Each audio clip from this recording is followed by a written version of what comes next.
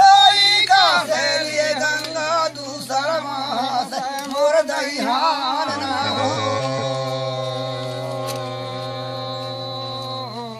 नगती सारा महासा दे जुआली ना सुखली गंगा दैवो चढ़े मोर रहो रोजा गान ना हो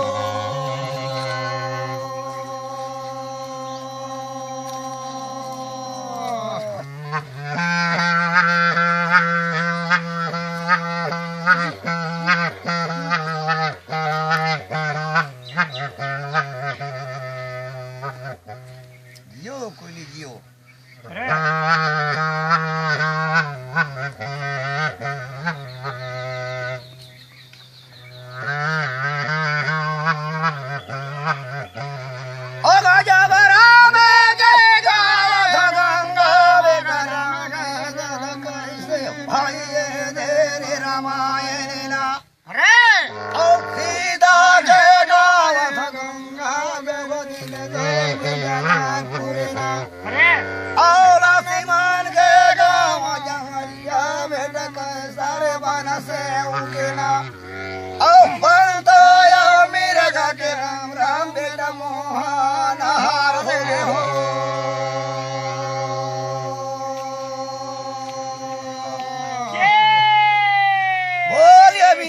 बिहारी लाल की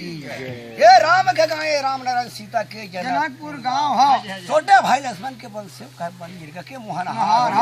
ऐसे गा के गा कर समाज ला सुना थे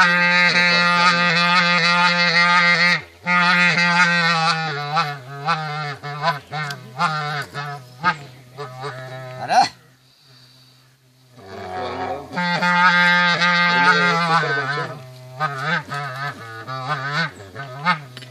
आज भेड़ नासे का रिंगा जहरिया बड़े काला मी के मर्दहार में ना आज लाला साहुरा माँ को नालीला बेटा काला थे मुझे ना आज बसया गाड़ जाए गौरी गंगा बेटा हीरा बबली के ना आज भेड़ा में वो दहिहान सुंदर सादा कलमी वो दहिहान ना हो बेटा रात के अमलवाना यारे देवू जार के बेटा मारा पाली रामा अरे जावा डागामी का गौरा अरे बेटा करा तेरे दीना को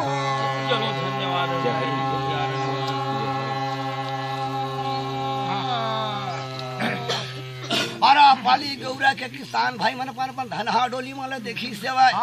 जागे हाहाकार माता प्यास है जामा चराहे गहम सूर्या उर्मल सब कर बहरा के धान मारा पाली गौरा के खरी माल बिल्कुल खवा देनी बाजा से के नाल और करबो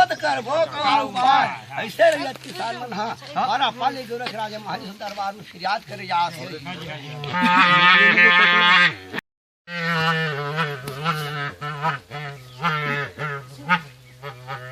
यो रे कोई यो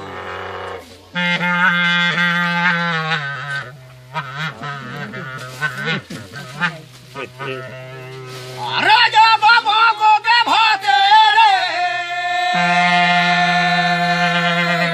बकेनी के दूध बेटा हीरा बाबा खाए ना औ लंबाया मैया रे बेटा गोरा गोरा दैया ना यारे राखे या बाबरी ना कठिया वही रायना अरे या बाबा तो चावा कावा दे दुलरवा मो अरे बेटा काला मेरे दहिहान माना हो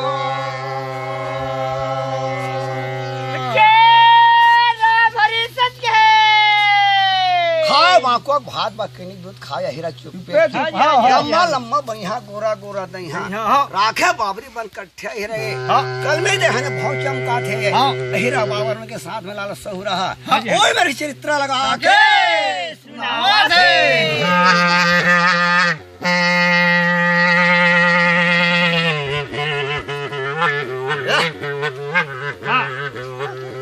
यो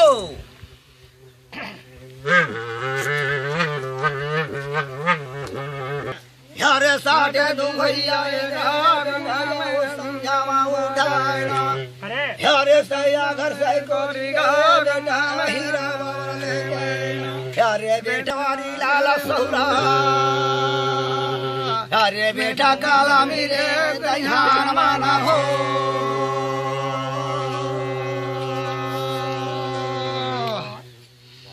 अगर से कोरी हीरा बाबर लेके